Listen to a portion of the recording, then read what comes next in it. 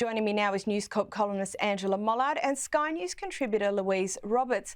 Ladies, the internet is abuzz comparing the Sussex and Wales's Valentine's Day. Louise, what stood out to you? Well, Caroline, what stood out for me is the vast difference in the way these couples portray their marriages to the public. So as we mentioned, the difference in the pictures is one, but also you've got Harry and Meghan, which is really a soap opera, and very much I feel this week that Meghan has sort of orchestrated a massive PR campaign to prove to the world that this is the greatest love story the world has ever known. Whereas you compare that to Catherine and William, which of course is a very dignified and very sort of gentle way of expressing their love for each other. And it's also very it's very powerful because it's not over the top. It's not that sort of over the top PDA that we saw in Vancouver, of course, with Meghan in the stands with Harry, clasping his face with her hands and planting a big smacker straight on his face, and just really completely over the top with how she behaves with him in public as well, which I find is it really necessary, as you say. It's not a good look, I don't think, and it's very much contrived, I feel. I think that's probably about right. And Angela, I do like how Catherine and William are just so effortless and so subtle in their affection. It does seem to carry through to everything that they do, doesn't it? This is a couple that are deeply embedded. They've been together nearly 25 years, and I think that shows in their Instagram posts. It shows in the diversity of work that they choose, and it really showed to me in that post a single red love heart, as Louise was talking about. I thought it was also really interesting when you lay it alongside Princess Eugenie's post. She posted 4 hours too late. She posted the day after. She made an apology around that. Her pictures with her husband Jack Brooksbank were equally just very low key. What I also think is interesting is that Meghan only has the same number of Instagram followers as Eugenie. She only has 1.8 million.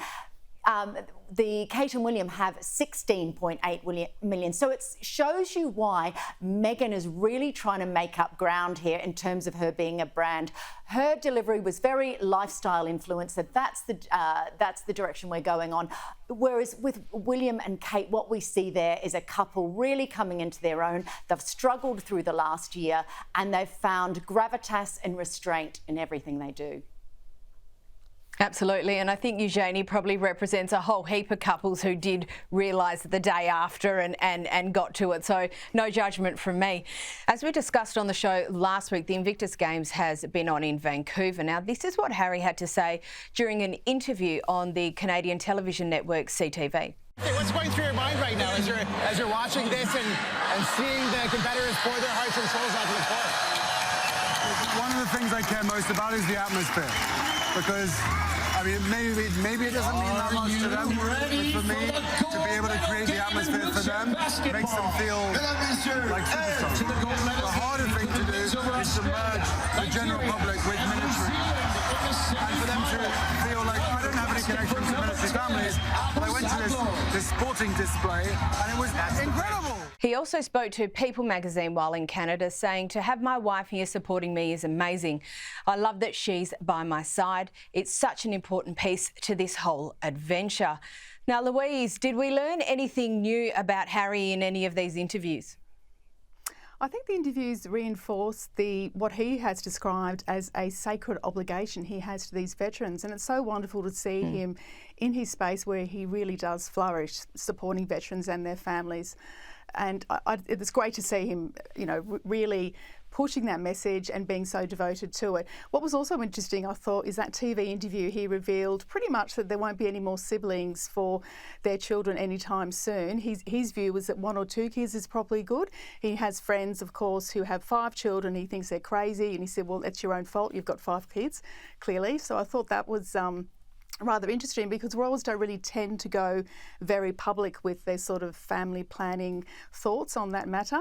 But he also said that Lilibet and Archie may end up coming to the Invictus Games themselves one day. He was very much looking forward to heading back to California and talking to them about the event itself, and he explains to them what it's like for athletes who perhaps are missing a limb or have been hurt in combat, and what it's like to actually perform in those games. And he said the kids are fascinated, so it's great to see that legacy he's passing on to the children as well. I really can't fault him when it comes to the Invictus Games.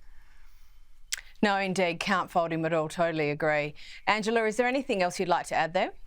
Oh, I always feel incredibly sad when I see them at the Invictus Games. Look, they looked in their element, he and Meghan. And the reason I feel sad is because this could have been Harry's life's work. Every 2 years he goes to the Invictus Games, but that doesn't sustain him between times. If he had stayed as a member of the royal family and he'd stayed in England and he'd retained all the work and the connections with the military, this was his real opus. This was what he understands. If you think about militaries all over the world, they are finding it very difficult to recruit and retain. Harry could have been the poster boy for this type of career. He could have worked with militaries, not just in the UK, but across the Commonwealth, and he could have made it look like a desirable career. Look, he's doing great work, as Louise says, with Invictus and with returned soldiers. But there could have been a far bigger work for him to do in this space. And I just think it's really sad. I think he would have loved it as well. He seems so purposeful, so happy, so engaged whenever he's working in this area. And Angela, still on the Invictus Games, there was a bit of fuss around Meghan leaving early. Do we know what that was all about? That's right. She left after 5 days. She flew back to California. Look, this was always the plan. She wanted to get back and see her children. She was with them, of course, for Valentine's Day. That meant she wasn't with Harry. She did the same, actually, in 2023 when she was in Germany for the Invictus Games. Look, she loves going there. She knows she's getting a great audience at the Invictus Games. There's great crossover for her in terms of her brand. You know, it's a joyous occasion. I think it also, being in Canada this year, was wonderful for them because, of course, they have that strong connection with Canada. But what will be interesting, Caro, is to see what happens when it's in Birmingham in 2 years' time. Of course, we haven't seen much of Meghan in the UK over the last few years, and whether or not she turns up or not will be intriguing. Louise, the Daily Mail didn't miss another trip on a private jet. What's that story? So instead of getting a commercial flight, of which, of course, the optics would be a lot better for Meghan, given she's somebody who works a lot in that environmental space and has won Green Awards, but clearly that dedication to be a conservative person is not sort of parlayed out into her actual travel plans itself.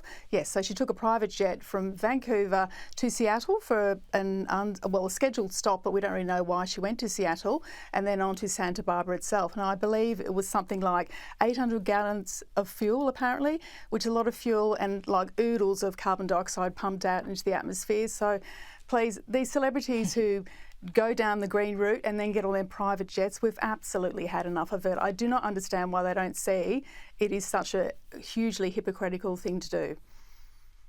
Yeah, they don't seem to be too bothered by it, are they? Now, speaking of which, Meghan has always had an interest in politics. But Angela, it's recently come to light that Harry and Meghan have been apparently providing funds to various Democrat Party-aligned operatives via their charity. What do we know so far? That's right, Caro. So Archwell, which, let's just point out, doesn't have huge amounts of money, but has been making consistent donations to different Democrat-aligned agencies, companies, not-for-profits. So one that's really intriguing is to a Democratic-aligned company that basically is a disinformation expert, a woman called Gior Craig.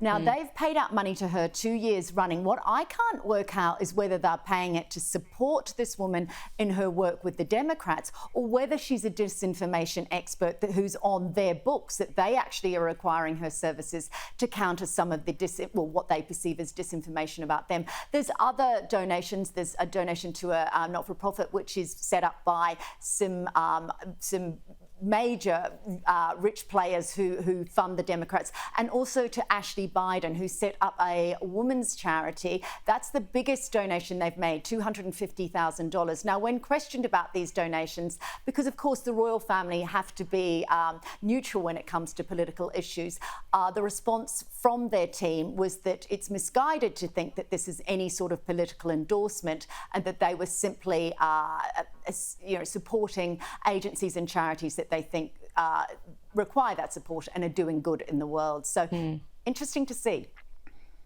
Very interesting. And still on Meghan, Louise, and a recent New York Post article has suggested that she's upset and a bit stressed about the backlash regarding American Riviera Orchard. It's always a mouthful for me, and it's probably a mouthful for others.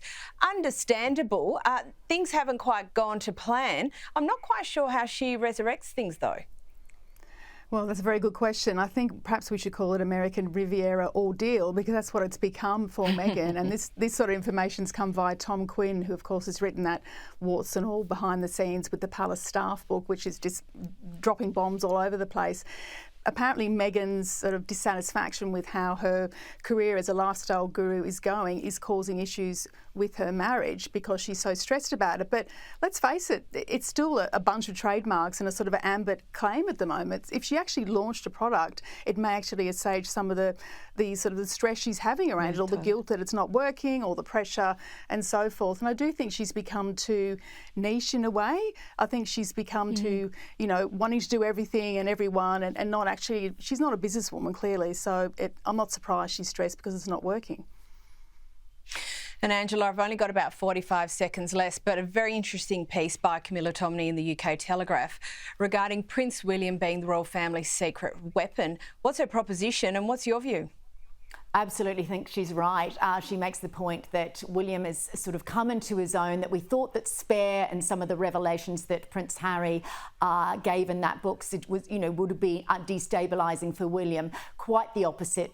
Obviously what's happened with his family, having his father and his wife both having cancer, it's showing the man and the mettle that Prince William has. He's 42.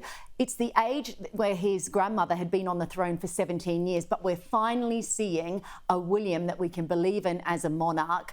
And across politics, his meetings with Trump, all of his endeavours, that there's a synchronicity, there's a strength, and there's that real family commitment with him and Kate, that we believe that this is a solid family, the family that Diana wanted for herself and unfortunately didn't get. That's an excellent observation. Angela Mollard, Louise Roberts, thank you as always.